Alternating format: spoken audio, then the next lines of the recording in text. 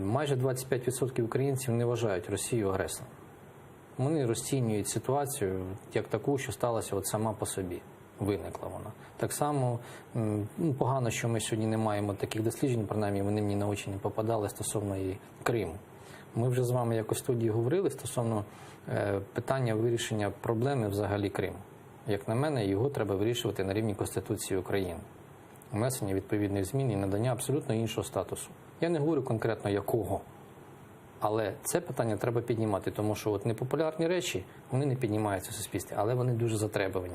І аби на такому рівні велася дискусія, то сьогодні питання про вшанування пам'яті жертв кримських татар, воно б так би не стояло дуже гостро, як на мене. Воно б святкувалося, відзначалося б на рівні держави, на державному рівні. І місцеві адміністрації не вчиняли б такого. Звичайно, що треба було б цю дату перенести. І в цій частині, наприклад, я не підтримую ідею. День Європи. Звичайно, однозначно. Святкування можна було зробити і 19-го. Так само, але 19-го теж День жертв політичних репресій. Тому і от саме в цій частині знову 19-го дата інавгурації. Її теж не треба було під це підводити. Ну, є ж апарат, який має, вибачте, мізки мати і працювати в цій частині дуже свідомо і обережно. Не можна такими чутливими речами нехтувати, тому що це наша історія, це те, що нас єднає. Бо ми тут в одній частині запитуємо в кожному ефірі, а Крим наш, не наш? Да? Такий мем уже ходить 5 років. А тут ми собі хвалимо рішення. Ну, такі. Ну, как по мне, так есть ощущение, что украинская власть, как минимум, в долгу перед крымскими татарами после 2014 года, когда они проявили. И эти долги как-то надо начинать хотя бы потихонечку возвращать. Ну, хоча б говорити про це треба. Да. Ніхто навіть не хоче говорити на державному рівні. І що це должно бути перві шаги, які? Моя позиція однозначна – це знесення змін до Конституції. В частині надає абсолютно іншого статусу Криму. Ну, понятно, что уже этот парламент этот вопрос поднимать не будет. Какие перспективы есть у следующего? Тут треба, щоб спільнота кримсько-татарська зверталася безпосередньо до новообраного президента з вимогою ставити це питання на порядок денний в майбутньому парламенті. Можливо, таким шляхом можна буде вирішити питання взагалі анексії Криму. Іншого шляху поки що ніхто не має і ніхто не пропонує. Может быть, не очень просто понятно, как это решение может решить проблему, решить вопрос с аннексией. Поэтому, может быть, и не голосуют.